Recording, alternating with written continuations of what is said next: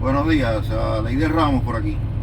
Eh, Creo que hoy es imposible hablar de otro tema que no sea lo que pasó ayer con el expresidente Trump y este atentado que todavía se está investigando, pero que es noticia hoy en todas las redes sociales, y los cubanos no somos la excepción, porque estoy viendo que muchas personas están dolidas o están poniendo sus esperanzas en un cambio político en Cuba basado en la elección de Estados Unidos. Y para mí, señores, es una locura. Yo quisiera que Trump ganara las elecciones, porque yo soy un admirador de su trabajo, de lo que él ha hecho, pero para que mejore este país, para que mejore las relaciones, las cosas, la economía de este país, no para que cambie la situación de mi país. Esa es mi opinión. Porque me gusta estudiar el pensamiento de Félix Varela, y la parte que él dice que Cuba no debe esperar ya nada de España, lo voy a sustituir por Europa, de Europa ni de nadie. Cuba debe liberarse por sí sola, y me parece que eso es lo que debemos hacer los cubanos, independientemente de quién gane las elecciones en Estados Unidos o no. Entonces, voy a tocar, porque en mi opinión, este tema, la emigración, señores, para mí es la fuente número uno de ingresos que tiene no solo la dictadura o el gobierno cubano, como los políticos en Estados Unidos, porque para ganar los Estados Unidos, la presidencia de los Estados Unidos, hay que ganar la Florida, y para ganar la Florida hay que ganar Miami. Entonces yo pienso que los políticos, tanto los de allá como los de aquí, se benefician de la emigración y de este dolor de los cubanos. Entonces, en uno de mis temas anteriores, alguien me menciona que la agricultura era la primera fuente de ingresos de Cuba antes de 1959. Entonces, siguiendo con el pensamiento de Varela, yo digo que aprender de memoria, o dice él, es el mayor de los absurdos, porque si falla la memoria, falla todo lo estudiado. Por eso la constancia en el estudio consolida los conocimientos. Con esto quiero decirles, señores, que yo no soy una enciclopedia. Yo simplemente leo, analizo y doy mi opinión. Hay cosas que para mí no son relevantes. Por ejemplo, el otro día hablaba de la independencia de Cuba y cómo la Constitución de 1902 influyó sobre esa supuesta independencia, y alguien me dice a mí que yo no sé nada de lo que estoy hablando porque no mencioné la Constitución de 1895. Para mí, si estoy hablando de independencia, señores, es irrelevante la Constitución de 1895. Pero si usted la quiere estudiar, ahí está. Igual que digo que la enmienda Platt, que fue añadida a esta Constitución de 1902, le pone un límite a la independencia de Cuba, que se logró en ese año. Y entonces, si la enmienda Platt se quita en 1931, 32, 33, para mí es irrelevante. Si simplemente con adoptar una nueva constitución en 1940, ya la enmienda Platt no está ahí. Entonces son datos técnicos que yo no soy una enciclopedia, como digo, y no me aprendo las cosas de memoria. Pero hablando de la industria azucarera, que era la primera fuente de ingreso para Cuba antes de 1959, no se puede dejar afuera, señores, si vamos a hablar de la industria azucarera, al señor Julio Lobo, que era el rey del azúcar en Cuba. Señor que de los 160 centrales que tenía Cuba, 161 antes del triunfo de la revolución, o de lo que se le quiera llamar a eso, este señor tenía 14.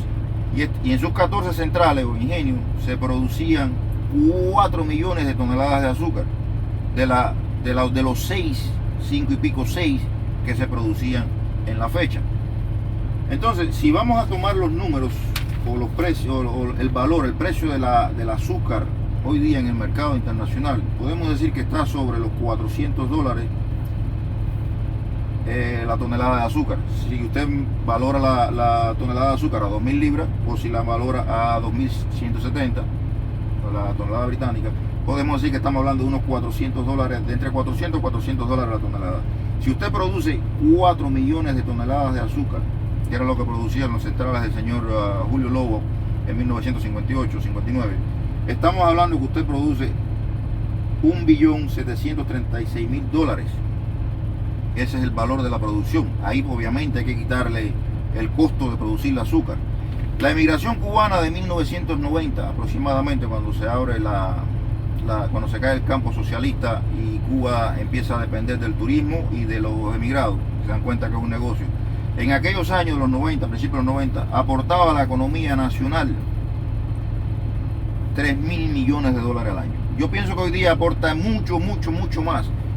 Que si consideramos esos 3.000 millones de dólares con los menos de 2.000 millones que aportaban los 14 centrales del señor Julio Lobo, podemos decir que el sustento número uno de la revolución, del gobierno cubano, de lo que usted lo quiera llamar, hoy día, o desde 1990, es la remesa, es la inmigración.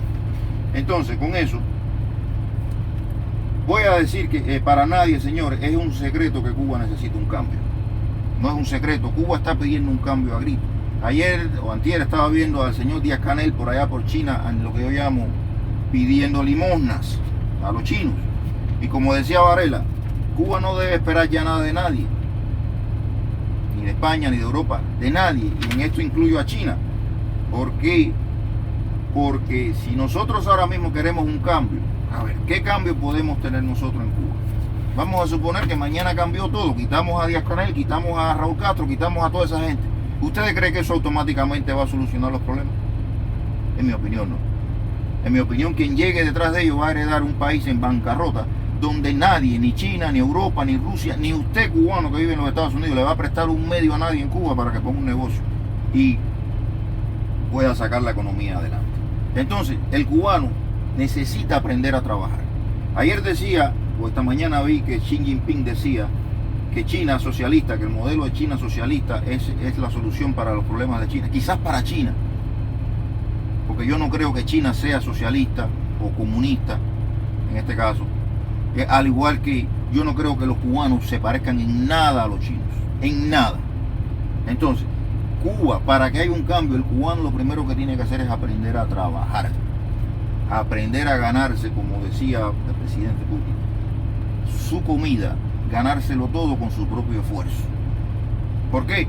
Porque ya yo no sé de qué modo el gobierno le va a decir a los cubanos que no le va a dar nada más, que ya eso está en bancarrota, y aún así los cubanos seguimos esperando lo que viene a la bodega.